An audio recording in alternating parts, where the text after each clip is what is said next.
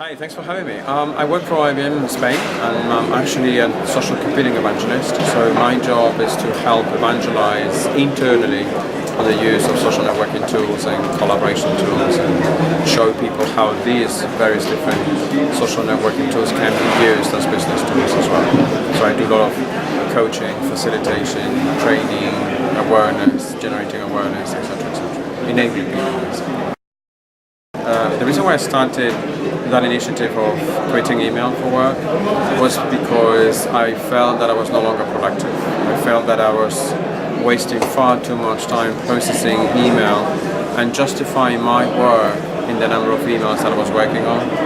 And that certainly was not productive from the perspective that my knowledge was trapped inside my inbox, right? So if I would be away, people would need to wait until I come back to respond to my knowledge or to get my knowledge. And where I tried to do is wanted to prove that my knowledge could flow, that I could become a lot more open, a lot more collaborative, a lot more transparent by sharing my knowledge proactively versus having to hoard it in my computer or behind my screen in my inbox. Right? That was one of the reasons why I started it. The second one was to prove that you could use social computing tools, social networking tools within a business environment to become more productive even than what we're doing with other traditional tools like email or instant messaging, right? So when I go and do lots of evangelism, plenty of people tell me, I don't have time for this. I'm too busy with meeting customers or having all sorts of various different business trips and going different places, attending courses.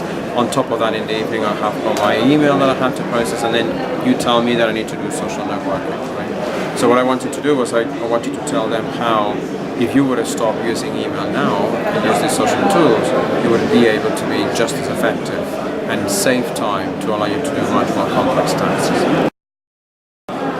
What I do is I call them the big three. The tools that I use are mainly, I have got presence in a wide range of them, right? So if you go and look for my profile, you will find it in plenty of different places. Some of them are more active than others, right? However, there are three of them that I rely on very heavily.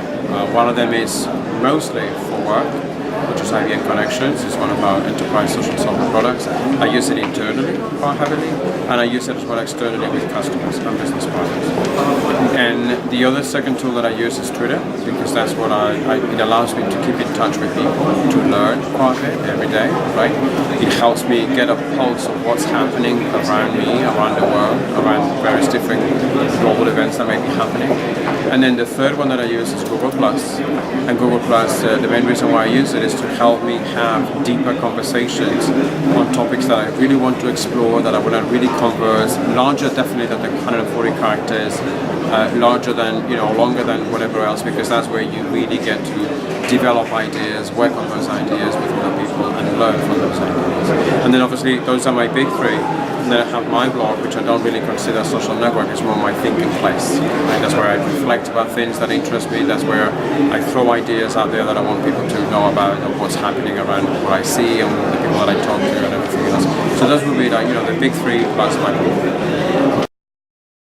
When I started using or relying exclusively on social networking tools and I stopped using email, it was just me doing it, right? Plenty of people thought, this is an interesting initiative, we're going to see how you're going to do it, we're going to watch how you do it, how it develops, and if it works out, we'll think about it, right? Now, 4 years later, I have got several groups, hundreds of people perhaps, that they're not doing it perhaps as radical and extreme as I'm doing it, where I have reduced my email by 98%. But certainly there are lots of various different groups that have reduced between 60 to 70% the amount of email that they get. And there's actually one group in Rational, in one of the software brands, that they have taken it to the extreme level that I have, and they have been documenting their progress, and right off on the first 2 or 3 weeks, they have reduced tremendously the amount of emails that they have received. So it's picking up steam. It's getting more and more people talking about it. Everyone understands and is coming to terms that we do have a problem with how we abuse email, and certainly more and more people want to put a stop to it and start using email for the right purpose, for the right context and the right interactions, and then from there onwards opening up the door to whatever other tools, social tools that they can explore.